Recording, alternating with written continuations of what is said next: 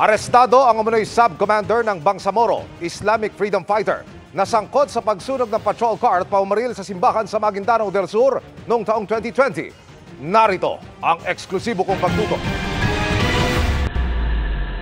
Tatay ko. Relax ka lang. Relax ka lang. Diyan ka lang sa tabi. Hindi lang, hindi ko sama dito. Wala may iyan sa kanya. Kantay po. Sa ano tayo? Kumunisi tayo.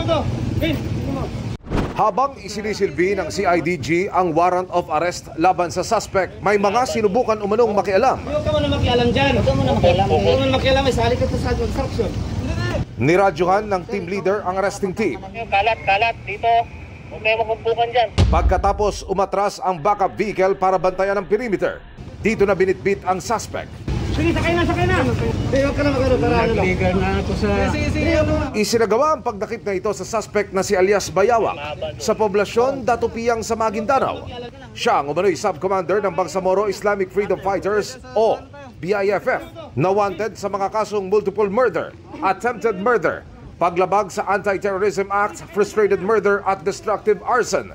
Ayon sa CIDG, si alias Bayawak kasama ang nasa mahigit 100 panyang tauhan na miyembro rin ng BIFF ang lumusob sa isang komunidad sa Datupiyang, Maguindanao noong December 2020. Nagugat ito sa isang insidente last December 3, 2020 wherein a group of armed individuals, BIFF members kasama na itong sub-commander na nagharas sa isang bayan, particularly sa Datupiyang, poblasyon Datupiyang under the Maguindanao del Sur. Narito ang larawan na binigay ng CIDG sa GMA Integrated News pagkatapos nalusubin ng grupo ang lugar. Tinangka pa raw nilang sunugin din ang Santa Teresita Parish Church pero nadepensahan ito ng Datupiyang Municipal Police Force.